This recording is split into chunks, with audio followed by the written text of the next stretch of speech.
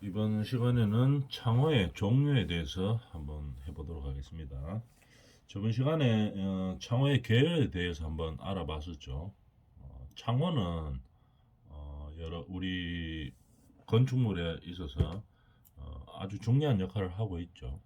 그래서 가장 큰 역할을 하는 게 뭡니까? 첫 번째로 환기죠. 일단 건축물의 내부의 그 쾌적한 환경을 위해서 환기가 돼야 되는데, 일단 환기를 주로 건축물에서 담당하는 부분이 창호죠. 그래서 첫 번째 환기. 두 번째 뭡니까? 채광이 되어야 되겠죠. 건축물 내부에서 어떤 뭐 생활을 한다든지 아니면은 뭐 업무 공간을 가진다든지 이렇게 하더라도 빛이 들어와야 되겠죠. 깜깜한 뭐 지하 같은 데서 이렇게 생활할 수는 없는 거죠. 창고 그치 이런 데서는 뭐 생활할 수 없겠죠. 그래서 채광의 역할도 가지고 있습니다. 창호가. 그 다음에 또 중요한 역할이 뭐가 있습니까? 출입의 역할도 하죠. 창호를 통해서 어떤 뭐 물건이나 사람들이나 이런 것들을 출입을 시킬 수도 있는 상황이 되겠죠. 이렇게 창호는 아주 중요한 역할을 가지고 있습니다. 그래서 이런 중요한 창호들을 건축물에서 뭐 이거 창호 없이 건물을 짓는다. 이거는 뭐 특수한 건물들 아니면 이 말도 안 되는 소리죠. 사람이 어떤 뭐 주거를 한다든지 어, 업무를 한다든지 이렇게 되면 반드시 창호가 있어 줘야 되는 겁니다. 그래서 어, 채광이라든지 환기라든지 뭐 출입이라든지 이런 역할을 할 수 있어야 되겠죠. 그런 이런 중요한 역할을 하는 창호가 가져야 되는 성질들이 있죠. 뭐 어떤 것들이 있는가 생각을 한번 해볼까요? 첫 번째로 우리가 창호가 주로 설치되는 위치가 물론 내부에도 있지만 주로 설치되는 데가 외부죠. 외부이기 때문에 첫 번째로 요구되는 성능이 뭐 어떤 게 있겠습니까? 우리가 가만히 생각해 보면 일단 바깥에 뭐 겨울처럼 추울 때 안에가 추우면 안 되겠죠. 어느 정도 어, 따뜻하게 유지를 해줘야 됩니다. 그죠?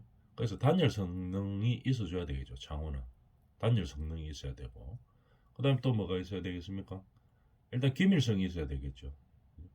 그래서 뭐 바깥에 바람 같은 것들이 이제 안쪽으로 안 들어오게 한다든지 아니면은 또 뭐 어떤 성능이 있어야 됩니까? 바깥에 비가 올 수도 있고 건물 밖에 비가 올 수도 있고 뭐 눈이 올 수도 있고 이렇죠. 그럴 때 물이 안쪽으로 들어오면 안 되죠. 그죠? 그러면 물이 막 새 가지고 들어온다. 시공 잘못하면 물새가 많이 들어오는 경우도 많이 있죠. 이렇게 되면은 안에 건물 안쪽에서 생활하는 뭐 사람들이 또는 업무 보는 사람들이 뭐 아주 불편하겠죠. 그래서 어, 바깥에 뭐 기밀해가지고 기밀성이 있어가지고 바깥에 물이라든지 뭐 눈이 녹아서 들어온다든지 비가 들어온다든지 이런 것들을 막아줘야 되겠죠.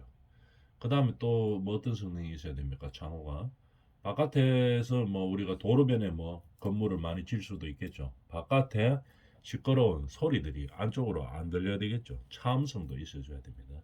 이렇게 여러 가지 성능들을 가지고 있어야 되겠죠. 다 복합적으로 창호는 이런 성질들을 만족해 줘야 되는 겁니다. 그 다음에 또 뭐 어떤 것들이 있습니까?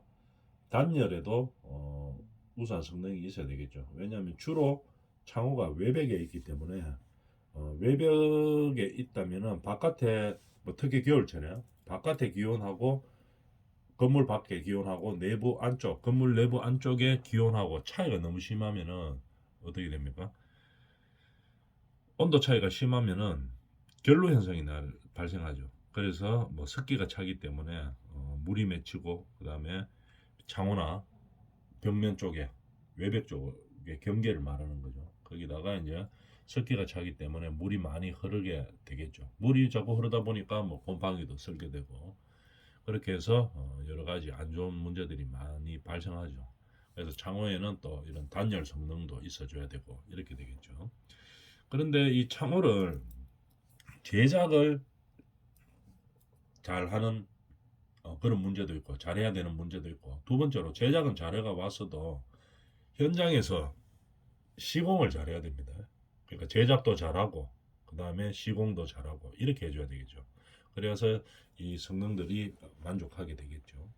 모든 공정을 제작은 현장에서 하지 않고 저 공장에서 뭐 할 수 있습니다. 일체형으로도 만들어 올 수 있고 현장에서 조립을 최소화하기 위해서 뭐 공장에서 일체형으로 만든다든지 이렇게 과정을 거칠 수는 있죠. 그렇지만 100%다 현장을 배제하고 공장에서 제작할 수는 없는 거죠. 일단 뭐 일체형으로 하더라도 현장에서 조립을 해야 됩니다. 어느 정도 조립은 뭐 다 되어 온다고 하면 설치는 해야 되겠죠.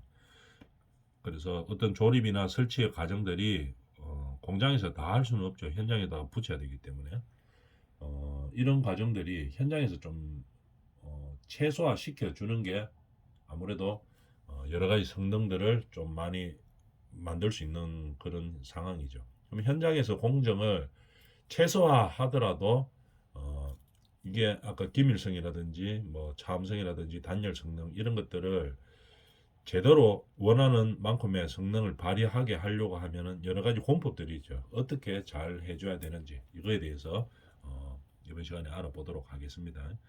그런데 요즘은 단열 성능에 대해서 우리가 허가 기준이 아주 까다로워졌죠. 그죠? 건축물의 허가 기준에서 단열 성능이 아주 중요한 부분을 차지하고 있습니다.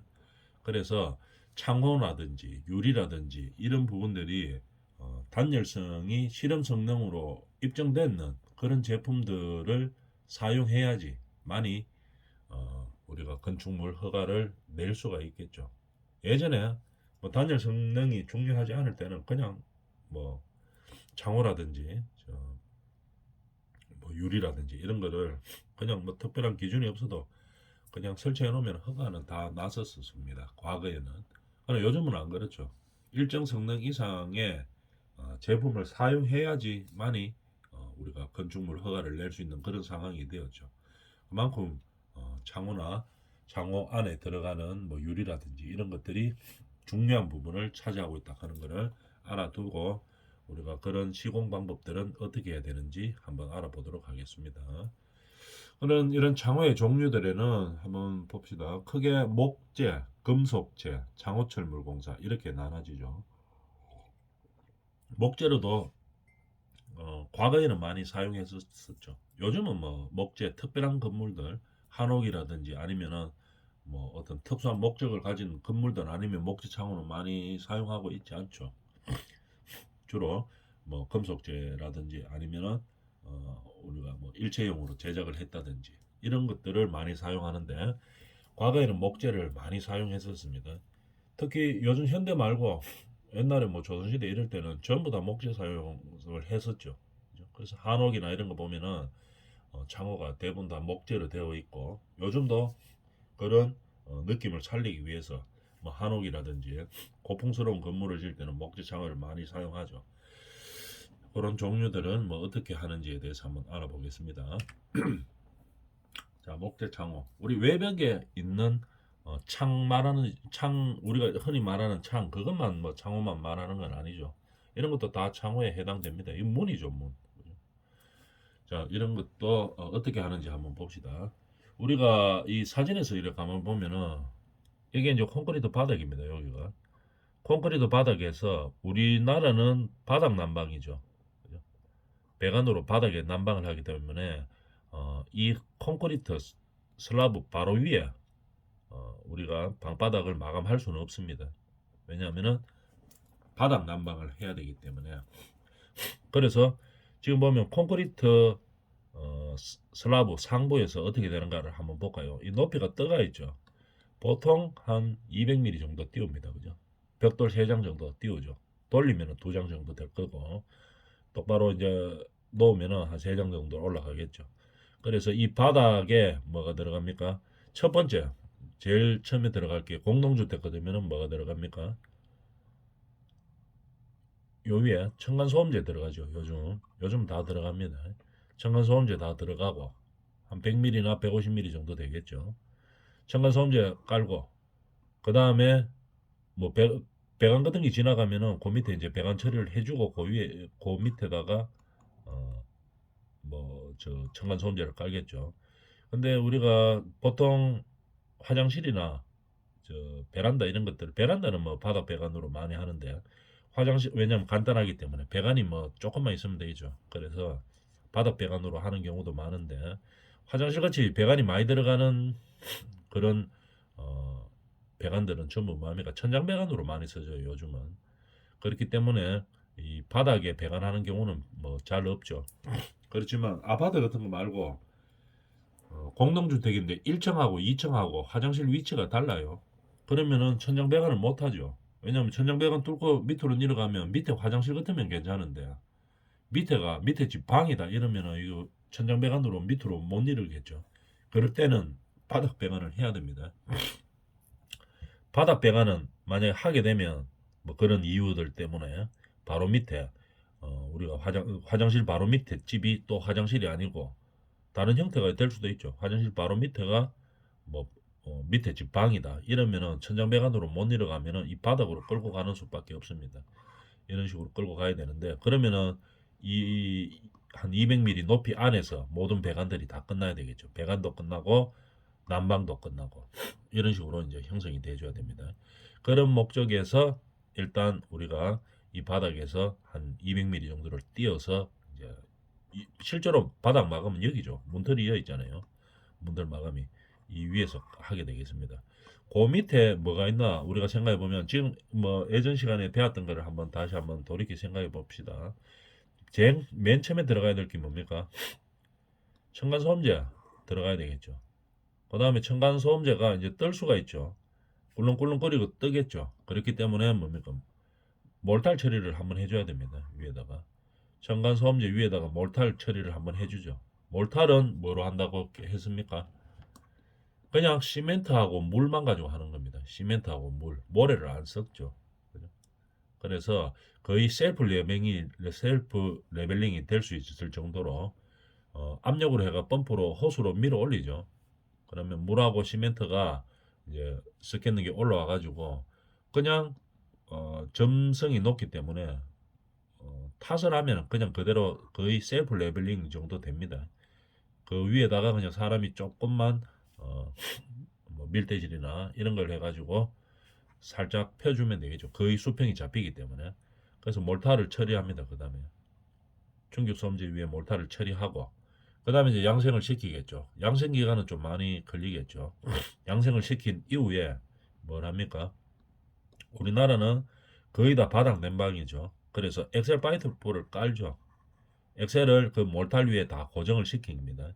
그래서 방 1, 방 2, 방 3 또는 거실 이렇게 해서 전부 다 엑셀 파이프를 돌려서 전부 어디로 갑니까? 보통 싱크대 밑에 뭐 있어요? 분배기가 들어가 있죠. 그래서 그 분배기로 다 몰리는 겁니다.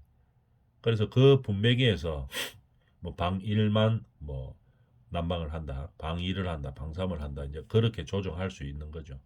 옛날에는 다 수동으로 했고 요즘은 자동으로 되도록 돼가 있죠. 그 다음에 그 분배기에서는 어디로 갑니까? 그 엑셀 파이프가 어디로 가면 하면은 어디로 갑니까? 보일러로 가게 되겠죠. 그죠? 우리가 뭐 도시가스 보일러를 한다든지 아니면 뭐 도시가스가 안 들어온 지역은 전기 보일러로 하게 되겠죠. 그 보일러로 갑니다. 그죠? 그 보일러로 가서 거기서 이제 온수를 따뜻하게 데우는 거겠죠. 그래서 돌리는 거죠. 그래서 온수로 이제 뜨거운 물을 돌려서 물을 가지고 이 방을 다 방이나 거실들을 난방시키는 거겠죠. 그러니까 그런 역할을 하는 엑셀 파이프가 이렇게 지나갑니다. 요 밑으로 지나가야 되겠죠. 문틀 바로 밑으로 지나갑니다. 그럼 공간이 조금 뜨죠. 뜨는 거는 뭡니까? 사람이 직접적으로 걸어 다니거나 아니면 가구를 놓거나 이렇게 하기 때문에 그 엑셀 파이프 위에는 몰탈이나 이런 걸로 약한 걸로 하면 안 됩니다. 기포 이런 걸로 하면 안 되고 몰탈로 실제로 쳐야 되겠죠. 콘크리트 그 골재 같은 것들을 약하게 쓰는 얇은 체거름대가 있는 그런 골재를 쓰는 몰타를 가지고 마감을 시켜주는 겁니다. 이런 식으로 하고 나야 이제 우리가 방바닥이 마감이 되는 거겠죠. 이런 형태로 돌아가는 겁니다. 다시 한번 정리해 보면은 맨 슬라브 위에 처음에 까는 게 뭡니까? 충격 소음제 깔고, 그죠? 그 다음에 보통 기포를 깔죠. 기포 위에 뭐합니까? 우리가 엑셀 파이프를 깔죠. 엑셀 파이프 고정시키고 그 다음에 몰타를 딱 가는 거겠죠. 요게 방바닥 마감입니다. 이런 식으로 마감을 시켜주는 거겠죠. 자, 그러면은 이제 그런 식으로 이게 대가 있는데 여기에 이제 고정을 시켜야 되겠죠. 문틀이기 때문에 창호 틀이죠. 이 틀을 중요한 것은 창호는 열고 닫고를 하죠. 열고 닫고를 하기 때문에 고정이 잘 되어 있어야 됩니다. 고정이 잘 되어 있어야지 문이 열고 닫히고 뭐 하루에도 뭐 수없이 많이 열고 닫고 하죠. 뭐 자주 개폐가 되더라도 뭐 처짐이라든지 뒤틀림 이런 게 없어지겠죠. 그래서 이렇게 문합구를 짜서 이제 붙이는데 주로 어떻게 합니까? 여기에 어, 우리가 칼부럭이라고 이야기하는데 이렇게 고정시키기 쉽게 사진 한번 보고 할까요? 칼부럭이 어디 있나 하면 요런 거죠. 잘 보이죠? 요 문틀하고 요렇게 세로 해가 고정시키는 게 대가 있는 거 하나 둘 보통 3개 대가 있죠. 한쪽에 3개씩 있습니다. 요런 거를 구조체에다가 정착을 시키죠. 정착을 시키는데 보통 요즘 뭡니까 콘크리트 총 있죠.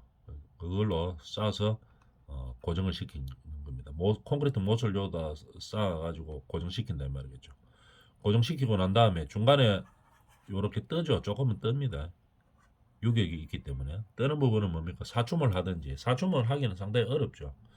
사춤하기는 어렵죠. 요 중간에 떨어진 걸 전부 다 빼빼가이 채워넣기는 어렵기 때문에 사춤은 요즘 사춤 대신에 뭐랍니까? 우레탄 폼을 써죠. 폼을 쏘면은 여기를 아주 밀실하게 딱 막을 수 있습니다. 밀실하게 막으면서 부착력도 상당히 높이죠. 부풀어 오르면서 여기에 공간이 없도록 딱 만들어주기 때문에 여러 가지 성능에서 사춤보다는 훨씬 더 유리합니다. 그래서 우레탄 폼을 많이 쓰죠. 우레탄 폼을 싸가지고 여기를 딱 여유 공간들을 딱 메워주는 거겠죠. 그러면은 우레탄 폼이 밀고 커지기 때문에 부풀어 오르기 때문에 양쪽을 밀면서 딱 고정으로 잡아주는 겁니다. 그래서 여기 칼부록으로 잡아주고 그 다음에 우레탄 폼으로 막아주고 이제 그런 형태로 되는 거겠죠. 그렇게 하다 보면은 정착이 아주 잘 되는 거죠. 정착이 잘 돼서 문이 개폐가 뭐 많이 되더라도 이 뒤틀림이나 이런 현상이 좀 줄어듭니다. 근데 여기 고정시키는 칼부록 요런 거 뭐 공사하기 좀 귀찮다고 해가지고 요런 거를 생략하고 그냥 우레탄 폼만 쏘면 어떻게 됩니까?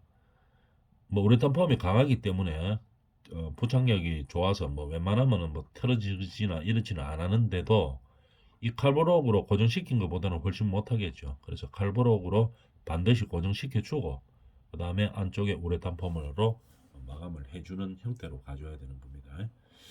그런데 문제는 뭐냐 하면은 요즘 공사들 할 때는 예전에는 이 밑에 현장에서는 그냥 식기라 합니다. 식기가 있고 없고 이렇게 하는데 문틀 하부를 말하는 거죠. 문틀 하부가 옛날에는 다 있었습니다. 근데 요즘은 뭐 방을 넘나들 때 좀 불편하죠. 그 다음에 또 뭐 장애인들이 혹시 있어서 장애인들이 이제 생활하는데 이게 문틀이 있으면 불편하겠죠. 그래서 요 식기를 없애는 경우가 많이 있습니다. 대부분 다 없애죠, 요즘은. 아파트 같은 데 한번 생각해 봅니다. 요즘은 잘 없어요. 그죠? 옛날에 이 사각형으로 문틀이 딱 있다고 생각하면은 좀 문이 뒤틀린다든지 뭐 처진다든지 이런 거를 좀 더 정확하게 막을 수가 있겠죠. 사각형으로 딱 돼가 있으면. 틀어지는 일이 별로 없습니다. 근데 요즘은 여러 가지 목적에 의해서 요 밑에 부분을 생략을 많이 시킵니다. 요 생략하니까 삼각형 세면만 딱 고정이 돼가 있는 거죠. 원래 네면이 돼야지 틀어지거나 이런 거를 막을 수 있는데 세면만 되어 있습니다. 대부분 다 세면만 되어 있죠. 문틀이 요즘 짓는 집들은 요 밑에 하부 문틀이 거의 없습니다. 그러고 바로 거실 바닥하고 이 뭐야 이거 안방 바닥하고 거의 똑같이 해버리겠죠. 물론 중간에 뭐 재료 분리는 하죠. 그렇지만 요 밑에 식기는 잘 없습니다. 요게 없을수록 어떻게 해야 됩니까? 칼부록이라든지 아까 금방 이야기했던 우레탄이라든지 우레탄 폼이라든지 이런 것들을 좀 더 정확하게 쌓아줘야 되겠죠. 생략하는 과정을 있으면 안 됩니다. 이게 보통 식기가 없기 때문에 세면만 고정시키기 때문에 불안하죠. 한 공정이라도 빼먹어 버리면 나중에 문이 틀어지는 그런 사태가 발생할 수가 있다 이 말입니다. 그 다음에 만약에 문틀이 있는 형태로 짓겠다고 하면은 이게 거리가 있죠. 보통 한 900 정도 되죠. 900 정도 되니까 세월이 지나가 이 밑으로 쳐집니다. 이게 사람이 밟을 수도 있고, 그다음 또 거리가 또 있기 때문에 밑으로 쳐집니다. 그리고 또 밑에 이 문틀 하부 밑으로 콘크리트를 정확하게 밀어 열 수가 없죠. 밀어 열 수가 없기 때문에 좀 떠가 있는 형태가 되는 겁니다. 좀 덜 들어가서 덜 채워진 형태가 되는 거겠죠. 그렇다 보니까 이게 처질 수가 있습니다. 그래서 반드시 밑에 하부에 고정용 판을, 고정용 보통 PC로 되어 있죠. 고정용 판을 대어주고 하는 겁니다. 그래야지 나중에 안 처지게 되겠죠. 그런데 요즘은 뭐 식기를 별로 사용 안 하기 때문에 이 옆면과 윗면을 잘 고정시켜야 된다 이런 얘기들입니다. 문틀 하부를 이제 그렇게 고정시킨다는 얘기겠죠. 자, 내용을 한번 보면은 뭐 이렇게 되어 있죠. 문틀 설치 전에 고임용 PC방을 잘 둔다 이런 얘기고, 그 다음에 설비 같은 게 들어가면은 설비들 들어가는 거를 감안해서 요거를 이제 설치를 해야 된다 이런 얘기고, 그 다음에 특히 중요한 거 우리나라는 난방 배관이 지나가죠. 이 방으로도 지나가야 됩니다. 문틀 위로도 지나가야 되기 때문에 난방 배관을 어떻게 하여 설치할 것인지를 결정한 후에 그 다음에 문틀 하부를 잘 고정시켜 줘야 된다 이런 얘기죠. 그래서 요 파손을 방지하고 문틀의 뒤틀림을 방지한다 이런 얘기입니다. 자, 그 다음에 설치 전 확인 방법에 대해서 한번 볼까요? 목재 창호를 할 때는 문틀도 목재죠. 그러니까 썩을 일이 좀 많이 있죠. 이 문틀이 예를 들어서 이게 나무 문틀이다 이러면은 세월이 지나면 습기가 차고 이렇게 하면 잘못하면 썩습니다. 썩기 때문에 나무 문틀을 할 때는 우리가 방부 처리를 다 해서 해줘야 되겠죠. 방부 처리를 반드시 해줘야 됩니다. 그 다음에 이제 우리가 이 문틀을 붙이고 나서 문을 실제로 달죠. 경첩을 달죠. 경첩을 달 때 나사못은 어떻게 해야 됩니까? 이 녹이 슬면 안 되겠죠. 요즘 나사못들은 방청 처리가 녹 처리가 되어 나오기 때문에 뭐 녹슬 일이 거의 없지만도 반드시 나무 경첩을 붙일 때는 그죠. 나무 목재로 된 거, 이 틀이나 나무 문을 붙일 때는 나사못으로 주로 사용하죠. 목재니까 나사못을 주로 사용합니다. 그런데 이 나사못에 녹이 발생하지 않도록 해야지 나중에 문에 뭐 처진다든지 뒤틀림이라든지 이런 것들을 막을 수가 있겠죠. 그 다음에 문틀을 설치할 때 한번 읽어볼까요? 자, 문틀 설치에 금방 했던 내용들이 다 나옵니다. 문틀 고정은 필히 나사못을 사용하고 나무 문일 때 이야기입니다. 작업 공간이 협소한 부분은 졸업식 고정 철물을 사용하도록 한다 이런 얘기겠죠. 그 다음에 우리가 문틀 설치, 화장실에 문틀 설치할 때 문제되는 것들이 좀 많이 있죠. 왜냐하면은 화장실은 우리가 일반적으로 어떻게 합니까? 거실 바닥에서, 우리가 거실 바닥 한번 생각해 봅시다. 거실 바닥에서 옛날 집들은 문틀로 조금 한 100mm 정도 올라가서 화장실이 있는 형태가 되죠. 근데 요즘들은 이게 불편하다고 해가지고 거실 바닥에서 바로 밑으로 떨어집니다. 밑으로 딱 떨어지게 되어 있죠. 그런데 문틀이 이 거실 바닥보다 화장실 문틀이 한 100mm 정도 올라와서 문틀이 달려 있으면 이 화장실 쪽에 타일로 마감하고 높이가 어느 정도 차이가 나죠. 그죠?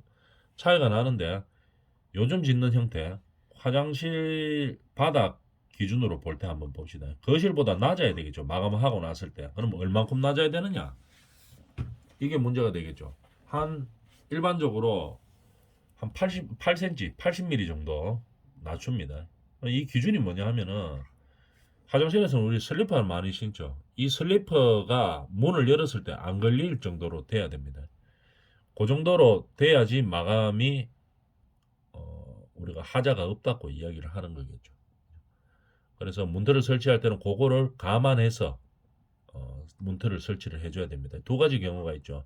거실 바닥보다 문틀이 높은 경우, 그죠? 높은 경우는 별 문제가 안 됩니다. 화장실 바닥 마감 보다가 일단 문틀이 높게, 아주 높게 그 거실 바닥보다 올라가 있죠. 올라가 있으니까 별 문제가 안 되는데, 요즘 짓는 집처럼 거실에서 바로 딱 떨어진 형태는 마감하고 이 거실 바닥보다가 80mm 정도 떨어지려고 하면은 밑에 배관이 있기 때문에 좀 많이 조심해야 되겠죠. 화장실 쪽은 배관이 있기 때문에. 그래서 하여튼 마감하고 났을 때 한 80mm 정도가 화장실 바닥이 떨어져 있어야 됩니다. 그러고 이거 금속재 창호는 다음 시간에 하겠습니다.